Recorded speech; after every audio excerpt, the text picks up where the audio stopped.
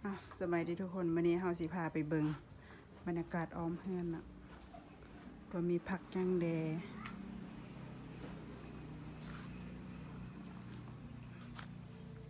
อันนี้ก็แม่นผักอีเลิศนะผักนางเลิศผักนางเลิศมีต้นมักมีอันนั้นก็แม่นต้นมะเกี้ยงเนาะแล้วก็มีต้นนั่นก็เป็นมะกรูด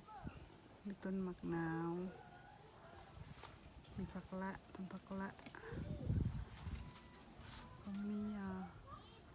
ต้นมะพุกแล้วก็อันนี้มันต้นมะมาดต้นมะมาดอันเพิ่นแกงใส่ซีนหัวซีนควายยันแซ่บเนาะใครเคยกินได้ชีวิตบ้านเฮาก็สำนี้เลยพี่น้องอยู่แบบสบายอันนี้ก็เป็นต้นซีดานี่ก็เป็นต้นมะนาวอีกแหละบางมันสิตายแล้วนี่นะขาดน้ำมีต้นผักฮากเนาะต้นผักฮากแล้วก็ต้นผักหวานเนาะสูงๆนี่เป็นต้นผักหวานนี่ต้นผักฮากมีฟืนดินน้อยนะแต่ว่าปลูกได้ทุกอย่างมีครบส่วนหลังบ้านอันนี้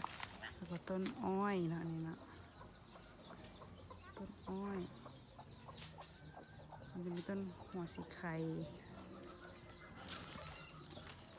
เอามาอย่า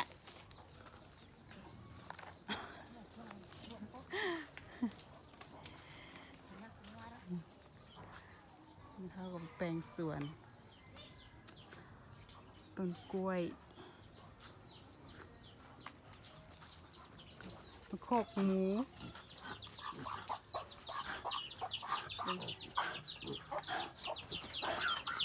ก็จอยเนาะ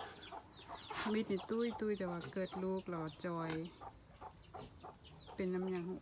ผิดเดือนเนาะเขาเจ้าว่าทำอิฐมันจะเป็นแบบนี้เนาะโดนไปมัน50ตุ้ยเองอันนี้ก็แม่นตูบน้อยเอาไว้เก็บเครื่องตัวนี้นี่ต้นมะซีดาเดี๋ยวเราสิพาไปเบิ่งกบพ่อเลี้ยงกบเนาะพ่อกับน้องสายพากันเลี้ยงบ่ได้เลี้ยงหลายเลี้ยงประมาณ100 ตัวเอาไว้กินเนาะนี่จะต้นมะกรูด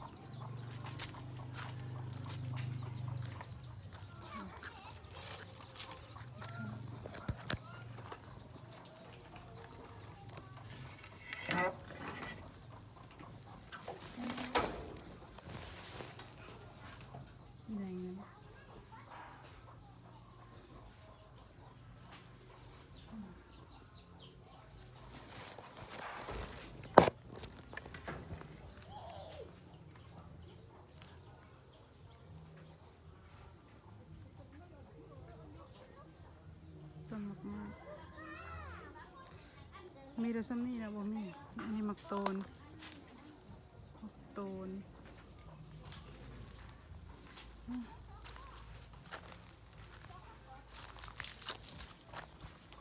มีลายนะ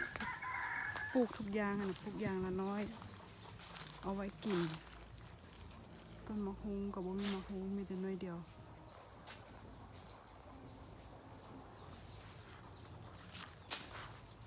เบิ่งไม่เท่าเฮ็ดไงแตงโมว่าได้ตระ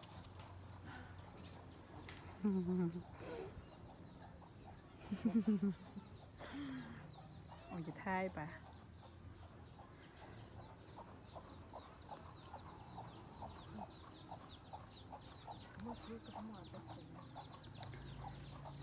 จบเพียงสำนีเนาะคลิปตัวนี้เนาะเจอกันคลิปหน้าเนาะ